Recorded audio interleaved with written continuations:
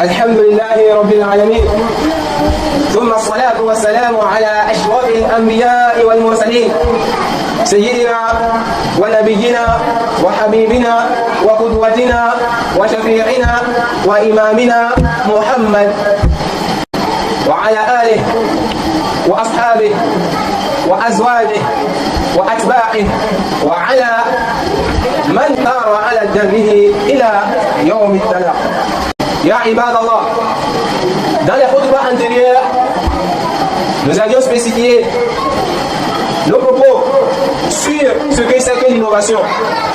Alors, à ce niveau, nous sommes tous sur un piédestal qui nous fait comprendre que l'innovation en islam est un fait gravissime. Que l'innovation en islam est un acte qui vient détruire ce avec quoi le prophète sallallahu alayhi wa sallam fut envoyé. Aujourd'hui, avec l'aide d'Allah, nous allons seulement nous focaliser sur un seul bidah.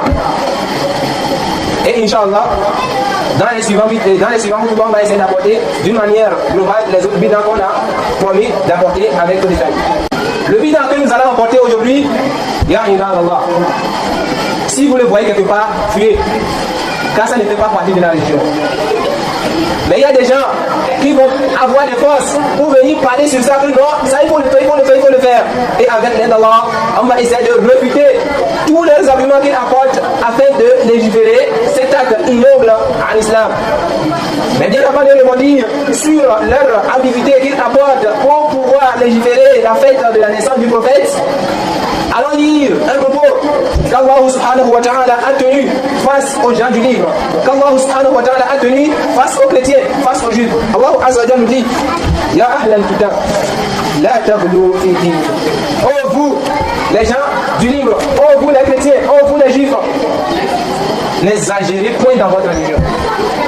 N'exagérez point dans votre religion. La religion n'est pas une exagération. ولا تقولوا على الله إلا الحق. Et n'ayez point quelque chose sur Allah si ce n'est la vérité. C'est-à-dire si ce n'est ce que Allah Azza wa Jalla lui-même a dit à propos de sa religion. La taghlu fi dinikum. Allah Azza wa Jalla va dire aux chrétiens: La taghlu fi dinikum. N'exagérez pas dans votre religion. Les chrétiens ont pour habitude de fêter la naissance de Jésus, fils de Marie. Eux-mêmes, en train d'adorer Allah, ils vont voler à une allumeuse pour inventer quelque chose, dire que je vais adorer Allah avec ça. Nous allons Jésus-Christ. Jésus-Christ est né telle année ou bien tel jour, on va fêter. C'est Jésus-Christ qui vous a enseigné ça. Alors les chrétiens vont prendre le jour comme un jour de fête. Mais ce qui est encore plus bizarre, subhanallah, on retrouve cette idéologie chez certains musulmans. Nous demandons, ils n'ont pas lu ce que Allah Azza wa Jalla a dit aux chrétiens: La taghlu fi dinikum. N'exagérez point dans votre religion. Maintenant, Dieu dit ça aux chrétiens: ne faites pas cela. Maintenant, toi, musulman, tu fais la même chose. Qu'est-ce qu'on va te dire, toi? Le prophète dit: la pire des choses là, c'est la nouveauté que tu vas apporter. C'est plus grave. Aïwa, c'est plus grave que le péché même. Après le shirk, ce qui est plus grave là, c'est la bid'a. Et la bid'a, comme l'a dit certains savants, c'est plus aimé auprès du shaitan que les péchés. Toi tu viens, dis que tu vas fêter la naissance du prophète, alors que même le Coran interdit le fait de ne pas fêter la naissance de Jésus, fils de Marie. Les chrétiens font ça, toi aussi tu veux apporter quelque chose comme ça. Mais quel égarement, ya iman Allah. Maintenant, ils vont prendre cette audace et puis, sur ça, ils vont apporter même des arguments, des ambiguïtés pour dire non, fêter la naissance du prophète, c'est quelque chose qui est légiféré, on va fêter. Ils vont dire: nous ne cherchons que l'agrément d'Allah, nous ne cherchons que la satisfaction d'Allah. Le prophète sallallahu alayhi wa sallam fut envoyé parmi nous, c'est un grand bienfait pour nous. Nous ne cherchons que l'agrément d'Allah. Donc on va commémorer ce jour-là. Chaque année qu'il va venir Rabiul Awwal, on va essayer d'apporter la date de sa naissance, on va fêter, on va se rappeler du prophète sallallahu alayhi wa sallam. Subhanallah. Vous cherchez l'agrément d'Allah. Mais écoutez ce que le prophète vous dit: Man raqima an sunnati falaysa minni. La personne qui se détourne de ma tradition, de ce que je vous ai montré à faire, il ne fait pas partie de ma religion. Il ne fait pas partie de l'islam. Quand est-ce que le prophète sallallahu alayhi wa sallam a tenu ce propos? Ya imam Allah. Le prophète sallallahu alayhi wa sallam va rentrer une fois chez lui à la maison. Il va voir 3 hommes. qui étaient auprès de ses épouses. Ces 3 hommes sont venus auprès de ses épouses pour pouvoir poser la question sur le prophète. Comment le prophète sallallahu alayhi wa sallam vivait avec l'adoration. Ils vont lui parler, les femmes du prophète vont parler à ces hommes. Maintenant les hommes ils vont dire, ah, subhanallah, le prophète, il est le mieux guidé. Mais c'est lui qui fait ça.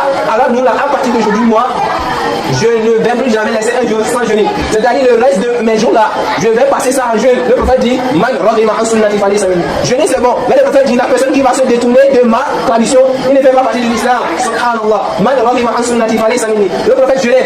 Mais est-ce que c'est comme ça le prophète jeûnait? Si tel n'est pas le cas, nous disons, la tablou qui dit, n'exagérez pas dans votre religion, il y a quelqu'un parmi les 3 qui va dire, moi chaque nuit il va passer la moi, il va passer ça en adoration. Le prophète dit, man radima an sunnati fali samini. La personne qui va se détourner de ce que moi j'apporte là, il ne fait pas partie de l'islam. Le prophète, parfois, il prie la nuit, parfois, il ne prie pas la nuit. Donc, toi aussi, vous le faites comme ça. Malgré que même c'est une adoration. Quelqu'un va dire, non, moi je ne vais pas me marier. Je ne vais pas me marier. Le prophète va dire, man rogima an sunnati fali samini. La personne qui se détourne de ma tradition ne fait pas partie de l'islam. Il ne fait pas partie des musulmans. Subhanallah. Le prophète, lui, il s'est marié avec les femmes. Maintenant, pourquoi tu as dit que tu es musulman, tu vas pas le faire? Et Allah Azza wa Jal rappelle même cet acte-là. De Ahlul Kitab, Dieu Allah dit, tu sois al-Hadid, wa rahbaniyatan ibtada'uha ma katabnaha alayhim illa bitiba'a mardatillah. Allah dit, et le monachisme qu'eux-mêmes ils ont inventé, le fait que ne jamais se marier. Et on voit ça aujourd'hui, non? Chez les chrétiens. Chez les chrétiens, eux-mêmes savent ce qu'ils sont en train de faire. Que je suis prête. Donc, moi, je ne vais pas me marier. Que moi, je suis ça, je ne vais pas me marier. Moi, je ne comprends même pas ce qu'ils disent. Si c'est vrai, alors nous tous on a qu'à faire ça. Est-ce qu'on va continuer encore sur terre? Est-ce qu'on va voir encore les gens sur terre? Qu'est-ce que vous voulez faire même? Vous voulez contredire la tradition ou bien le mécanisme qu'Allah a placé sur terre? Si c'est là le cas, nous prions ces prêtres là ou bien nous prions ces sisters là. Dis plutôt, je ne vais plus jamais manger. C'est mieux. Dis plutôt, je ne vais plus jamais manger. Tu vas voir qu'on ne contredit pas les choses comme ça. Parce que tu vas finir par rentrer dans des péchés plus graves. Toute innovation que tu vas apporter là, c'est illégalement. Il n'y a pas un bien dedans. Il n'y a pas un bien dans les vidas. Le prophète dit à ceux qui prennent l'adoration pour dire que je vais le faire de cette manière, il dit la personne qui se détourne de ma tradition, il ne fait pas partie des musulmans. Maintenant, quand on nous dit à propos de ceux aujourd'hui qui, c'est pas même une adoration que faisait le prophète ou les sahaba, ils vont venir maintenant apporter, subhanallah, une autre chose que même les siècles meilleurs ne connaissaient même pas. Subhanallah. Et ça fait également partie de leur argument qui apporte pour pouvoir légiférer la fête de la naissance du prophète. Nous aimons le prophète. Nous aimons tant le prophète. Donc, comme nous aimons trop le prophète, on va prendre un jour. Comme ça, on va se rappeler chaque temps de lui. C'est très important. Tu aimes le prophète, pourquoi tu ne vas pas fêter? Tu aimes le prophète, pourquoi tu ne vas pas fêter? Et voilà, peut-être, si la fête du sacrifice passe, peut-être ils vont le faire ou ne vont pas le faire. Ou bien, du filtre, ils vont le faire ou bien ils ne vont pas le faire. Mais si la fête de Maulid vient là, non, on doit le faire, coûte que coûte. Et ils vont aller faire des choses bizarres que même l'islam n'a rien à voir avec ça. Les voilà en train de chanter, les voilà en train de danser. Qu'est-ce que vous êtes en train de faire? Préservons-nous des également et de toutes ces formes. Allah Azza wa Jalla dit, ça c'est la parole d'Allah. Si vous aimez Allah, suivez-moi le prophète. On n'a qu'à suivre le prophète. Et le fondement dans le suivisme du prophète, c'est la sunna. Si tu dis que tu es un suiveur du prophète, alors toi, la sunna. Parmi les sunna du prophète, est-ce que le prophète l'a fait? Le prophète ne l'a pas fait. Pourquoi tu te déranges pour souffrir pour un zéro, voire même avoir du péché? Subhanallah. Tu dis que tu aimes le prophète. Nous disons, est-ce que tu aimes le prophète? Il serait Abu Bakr Siddiq. Ya Ibadallah. Écoutez très bien, Inch'Allah. Nous disons, nous aimons le prophète, nous on va l'aider. Nous te demandons, est-ce que tu aimes le prophète plus que Abu Bakr Siddiq, qui était tout le temps avec lui? Jusqu'à ce que Allah Azza wa Jal va rappeler la compagnie du prophète dans le Coran. En disant, ils seront marrants dans le Coran. Du moment où eux deux, ils vont finir, les persécuteurs, ils vont être dans la droite. Allah parle de Abu Bakr Siddiq avec le prophète même là-bas. Abu Bakr Siddiq, pourquoi il a ce nom? Pourquoi Abu Bakr Siddiq a le nom à Siddiq? Là, les clients vont venir dire à Abu Bakr Siddiq, Ya Abu Bakr, tu sais ce que ton ami la rencontre encore aujourd'hui? On te dit que lui là, c'est un démon, un menteur, tu es là-bas en train de le suivre. Tu sais ce qu'il a rencontré aujourd'hui? Il dit, cette nuit-là seulement, lui, il a voyagé d'ici la Mecque vers Masjid al-Aqsa, vers Jérusalem, en une nuit, alors que le couple qui était ici pour là-bas, on passe un mois et on revient encore un mois.